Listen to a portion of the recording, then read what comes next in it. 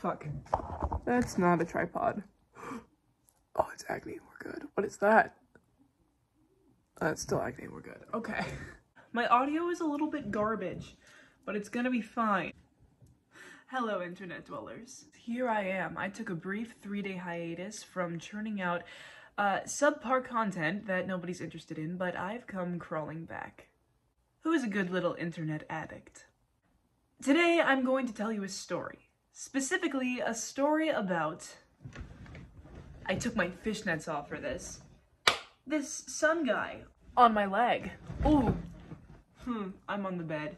So, if you've been following me, you know that I got this not too long ago, but I haven't really shared the process. Yes, I did this myself. No, nothing was sanitized, and my whole body turned into a pus-laden infectious blob, and I exploded, covering the entirety of the planet with my ectoplasmic goo. Then I took my used, unsanitized needle and licked it. After I licked it, I stuck it into a random stranger on the street and used it to continue my tattoo. When my tattoo was finished, I applied a thin layer of hot sauce as aftercare. There's my preface. So you all know that I'm a kitchen tat amateur who doesn't even know how to sanitize their surfaces. I have a lot of photos of the process, so let's dig them out and debrief. The idea for this tattoo plagued my mind, and I could not escape from it, so I drew it out and waited about 8 hours to decide if I really wanted it. 8 hours was quite a while for me. I was a little bit obsessed. I even dreamed the night before about getting this tattoo. Eventually, impulse took over, and I found myself uploading it to Procreate, tracing it out, printing it, and tracing it again onto transfer paper. Except, I just couldn't get the placement right. I traced it on the paper all over again, and I reapplied the stencil. It ended up looking like shit, but I went with it anyway because I was not going to trace that again. So I started tattooing, and I'm looking at this warped, blurry ghost of my design, and I'm thinking to myself, fuck, how am I gonna do this? I pull a few lines, and I'm like, well, there's no going back now, so I gotta strap on my balls and just do it. Eventually, I get to this point, and I'm feeling more okay about the whole thing.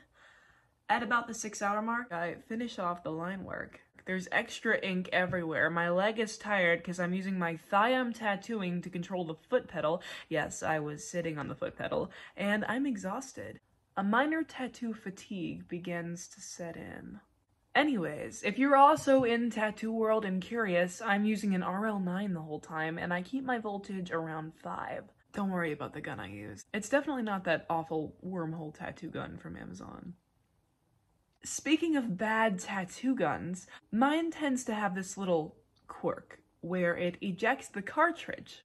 It doesn't just calmly fall out, it shoots out of the top and ejects. Luckily, the needle retracts, but it's still terrifying when it happens.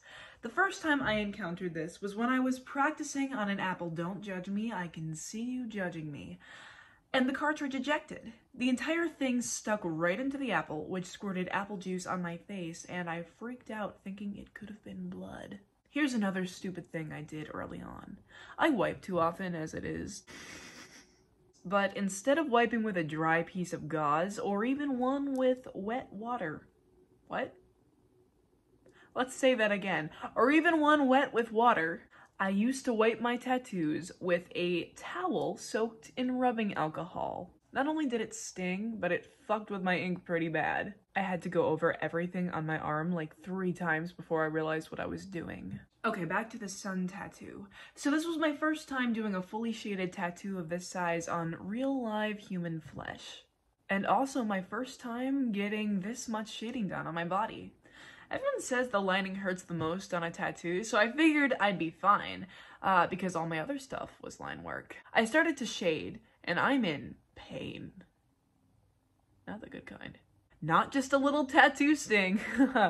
I'm in full-on, I need to sing a song or some bullshit so I don't cry mode.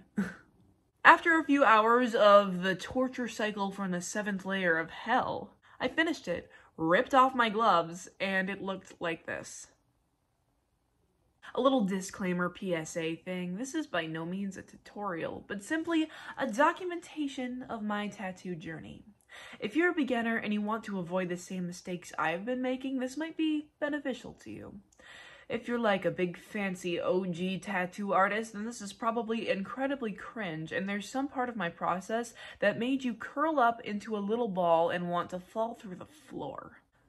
Feel free to let me know what part that was so I can shove more tattoo safety knowledge into my brain. A tattoo safety lobotomy, if you will, minus the lobotomy tools. I don't have them. Maybe I do.